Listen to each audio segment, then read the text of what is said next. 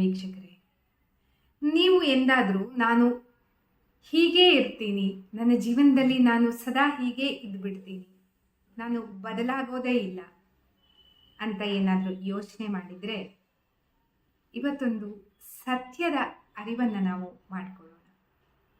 ಅದೇನಂತಂದರೆ, ನಮ್ಮ ಮೆದುಳು ಏನಿದೆ ಆ ಮೆದುಳು ಸದಾ ಬದಲಾಗ್ತಾ ಇರುತ್ತೆ. ನಮ್ಮ ಮೆದುಳಿನಲ್ಲಿ ಆಲೋಚನೆಗಳು ಸಹ ಬದಲಾಗ್ತಾ ಇರುತ್ತೆ. ಹಾಗಾಗಿ ಮೆದುಳು ಸಹ ತನ್ನಷ್ಟಕ್ಕೆ ತಾನು ಬೆಳವಣಿಗೆಯನ್ನು ಹೊಂದತ್ತೆ, ಬದಲಾಗ್ತಾನೂ ಇರುತ್ತೆ. ಇದಕ್ಕೆ ಸೈನ್ಸ್ನಲ್ಲಿ ನ್ಯೂರೋಪ್ಲಾಸ್ಟಿಸಿಟಿ ಅಂತ ಕರೀತಾರೆ.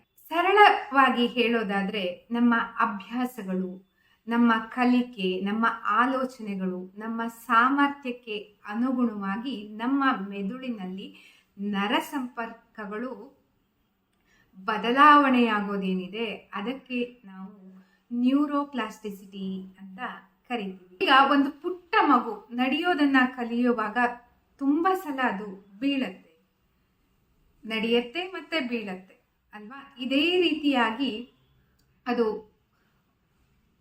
ಕಲಿತಾ ಕಲಿತಾ ಅದೇ ರೀತಿಯ ನರ ಸಂಪರ್ಕಗಳು ಕ್ರಿಯೇಟ್ ಆಗಿ ಏನಾಗತ್ತೆ, ಆ ಮಗು ನೀಟಾಗಿ ಕ್ಲೀನಾಗಿ ನಡೆಯೋದಕ್ಕೆ ಕಲ್ತು ಬಿಡುತ್ತೆ.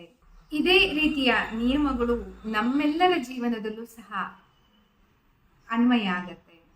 ಈಗ ನೀವು ಭಯದಲ್ಲಿ ಬದುಕಿದ್ರೆ ಅದೇ ರೀತಿಯ ನರ ಸಂಪರ್ಕಗಳು ಭಯವನ್ನು ಕ್ರಿಯೇಟ್ ಮಾಡಿ ಮೆದುಳನ್ನು ಸ್ವಲ್ಪ ಅದರ ಶಕ್ತಿಯನ್ನು ಕುಗ್ಗಿಸೋದ್ರ ಕಡೆಗೆ ಪ್ರಯತ್ನ ಮಾಡುತ್ತೆ.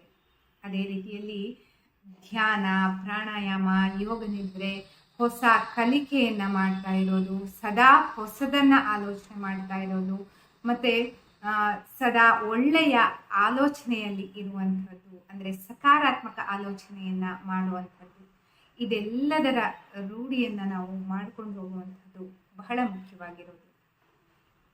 ಇದನ್ನೆಲ್ಲ ನಾವು ರೂಢಿಯನ್ನಾಗಿ ಮಾಡ್ಕೊಂಡು ಹೋದರೆ ನಮ್ಮ ಮೆದುಳು ಅದೇ ರೀತಿಯ ನರ ಸಂಪರ್ಕಗಳನ್ನು ಕ್ರಿಯೇಟ್ ಮಾಡಿಬಿಟ್ಟು ನಮ್ಮ ಶರೀರದಲ್ಲಿ ಆರೋಗ್ಯವನ್ನು ಸಹ ಕೊಡೋದಕ್ಕೆ ಸಹಕಾರವಾಗುತ್ತೆ. ಸಿಂಪಲ್ ಆಗಿ ಹೇಳೋದಾದರೆ, ನೀವು ನಿಮ್ಮ ಮೆದುಳಿಗೆ ಯಾವ ರೀತಿಯ ಸಂದೇಶವನ್ನು ಕೊಡ್ತೀರೋ ಆ ರೀತಿಯಲ್ಲಿ ನಿಮ್ಮ ಜೀವನ ಬದಲಾಗ್ತಾ ಹೋಗುತ್ತೆ.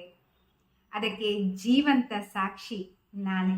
ನೆನಪಿನಲ್ಲಿಡಬೇಕಾದ ವಿಷಯ ಏನಂತಂದರೆ, ನಾವೆಲ್ಲ ಏನಂದ್ಕೊಂಡಿರ್ತೀವಿ, ನಮ್ಮ ಭೂತಕಾಲದ ಅಂದರೆ ನಮ್ಮ ಪಾಸ್ಟ್ ಲೈಫ್ ಪ್ರಭಾವ ನಮ್ಮ ಈಗಿನ ಜೀವನದ ಬಳುವಳಿ ಅಂತ. ಅದರ ಪ್ರಭಾವ ಇರ್ಬೋದು, ಆದರೆ ಅದನ್ನು ನಾವು ಬದಲಾಯಿಸ್ಕೊಳ್ಳೋಕ್ಕೂ ಸಾಧ್ಯ ಇದೆ.